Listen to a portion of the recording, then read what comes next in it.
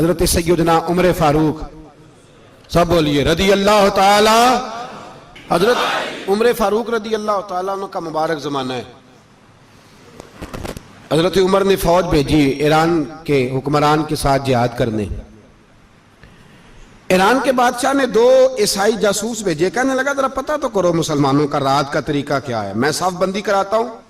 وہ ساری رات صف بندی کراتا رہا، 2 جاسوس آئے مسلمانوں کی معلومات کرنے۔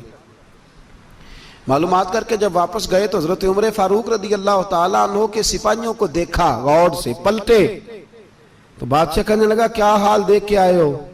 کہنے لگا سارے مسلح پہ بیٹھے ہوئے، جتنے گھنٹے ہم وہاں رہے ہیں مجاہدین مسلح پہ رہے ہیں، یوں لگتا ہے جیسے ان کا دنیا داری سے کوئی تعلق۔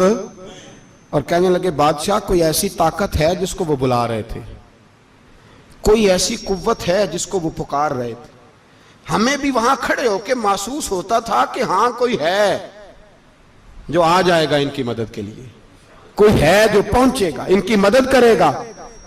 ایران کا بادشاہ کہنے لگا مجھے سمجھ آ گئی ہے، وہ جسم کی طاقت سے ہی نہیں لڑتے، وہ کوئی غیبی طاقت ہے جس سے وہ لڑتے ہیں۔ بھائی وہ غیبی طاقت بھی تو ہمارے پاس ہم نے ناراض کر لیا نا، وہ بھی تو نہیں نا، مسجد کا رخ بھی تو کوئی نہیں۔ اور میں نے پچھلے جمعے بھی کہا تھا، پھر کہتا ہوں، وہن ہو گیا امت کو۔ نبی پاک نے فرمایا امت کو وہ کیا ہے، دنیا سے محبت ہو گئی ہے، موت سے کراہت ہو گئی ہے، وہن ہے۔ صحابہ کرام کو موت سے بڑا پیار تھا، موت سے بڑی محبت کر، ہماری طرح نہیں، وہ کہتے تھے مریں گے تو منو مٹی، تو وہاں ٹھیک ہے عذاب قبر حق ہے، لیکن میں کہا کرتا ہوں سالوں کے بعد جو پردیس سے ماں کے پاس آئے، ماں اسے عذاب نہیں دیتی، اس کا ماتھا چوما کرتی ہے۔ اور بھائی جو رب کریم کی بارگاہ میں جائے گا تیرا کیا خیال ہے، گل سڑ جائے گا؟ مدینے والے حبیب نے فرمایا قبر المومن روضۃ من ریاض الجنہ، فرمایا میرا مومن جب قبر میں جاتا ہے تو اللہ جنت کے سارے دروازے کھول دیتا ہے، وہ تو اللہ کی رحمت میں پہنچتا ہے۔ کون کہتا ہے مومن مر گئے، وہ تو قید سے چھوٹے اپنے گھر گئے۔ کون کہتا ہے قبر میں عذاب ہے تو صرف عذاب ہی ہے، ہاں مجرم کو سزا ملے گی، لیکن مومن ہمیشہ جہنم میں، وہ بالآخر جنت میں جائے گا، بالآخر جنت میں جائے گا۔ اور کسی درویش نے بات کی، وہ کر کے چلے گئے، بر کمال ہی کر گئے، کہنے لگے دوزخ میں تو کیا، میرا سایہ نہ جائے گا، کیونکہ رسول پاک سے دیکھا نہ جائے گا۔ نبی پاک سید عالم علیہ السلام کے غلام تو دیکھو نا، ساری زندگی عمر فاروق، بخاری پڑھو تو صحیح، ساری زندگی عمر ہر نماز کے بعد کہتے تھے اللہم ارزقنا شہادت فی سبیلک، اللہ بسترے پہ موت نہ دینا، موت مجھے شہادت کی دینا۔ حضرت سیدنا مولا علی شیر خدا کرم اللہ تعالیٰ وجہ الکریم ساری زندگی کہتے رہے اللہ، علی نے میدان میں عمر گزاری ہے، اسے شہادت کی موت عطا فرما۔ او بھائی یہ تو شہادتیں مانگنے والے۔ حضرت امام حسین میدان کربلا میں کھڑے تھے، شمر کہنے لگا حسین تیری چاروں جانب موت ہے، تو آپ فرمانے لگے تجھے ابھی ہمارا پتہ ہی نہیں، موت سے تو ہمارا پیار چلتا ہے۔ اور فرمایا یہ شہادت تو ہمارا پیچھا کرتی ہے، پہنچ جاتی ہے جہاں ہم ہوتے ہیں، موت سے ڈر آ رہا ہے۔ مسلمان کا مرنے کو دل نہیں کرتا، ورنہ وہ اتنی بڑی کوٹھی میں کون رہے گا؟ مرنے کو دل اس لیے نہیں کرتا کہ وہ جو 6 کروڑ 10 کروڑ ڈالر لوٹ کے رکھے ہیں، مر گئے تو کھائے گا کون؟ وہ فقیر فاقہ مست تھے، ان کا گھر ہی کوئی نہیں تھا، ان کے بینک بیلنس ہی کوئی نہیں تھے، وہ کہتے تھے گھر ہمارا ہے وہ جو ہمارے رب نے تیار کیا ہوا ہے، ہمارا بینک بیلنس ہے وہ جو ہمیں جنت میں جا کے ملے گا۔ ان کا تو یہ کھاتا ہی کوئی نہیں تھا، اس لیے وہ شہادت کی۔ حضرت عمر بن جموع رضی اللہ تعالیٰ عنہ میدان احد میں 4 بیٹے لے کے آئے۔ کتنے بیٹے؟ بول کے بتائے۔ 4 بیٹے لے کے عمر بن جموع آئے، اور خود ایک ٹانگ سے لنگڑے سے آپ بھی ہیں، ٹانگ چھوٹی ہے، حضور کے سامنے کھڑے ہوئے کہا محبوبہ میرے 4 ہی تھے، میں 4 لے آیا ہوں، قبول کر لے۔ تو حضور نے فرمایا تو کیوں تلوار اوڑے آیا ہے، یہ تو نے کیوں گلے میں اسلحہ ڈالا ہوا ہے؟ کہا یا رسول اللہ میں نے بھی تو جانا ہے نا۔ تو حضور نے فرمایا 4 بیٹے جو ہیں۔ تو حضرت عمر بن جموع نے بات کی، صحابہ کہتے ہیں ہم لبوں سے مسکرا رہے تھے، آنکھوں سے رو رہے تھے، کیا عجیب انداز ہے۔ حضور نے فرمایا عمر 4 بیٹے جو آ گئے تو تو رہنے دے۔ تو حضرت عمر رو پڑے، کہنے لگے محبوبہ کیا لنگڑے جنت میں نہیں جائیں گے؟ کیا حضور میں لنگڑا ہوں تو میرے لیے جنت کوئی نہیں؟ میرے حبیب پاک سید عالم صلی اللہ علیہ وسلم نے فرمایا عمر تو ضرور جنت میں جائے گا. کہا محبوبہ پھر بچے بعد میں جائیں گے, میں پہلے میدان میں جاؤں گا.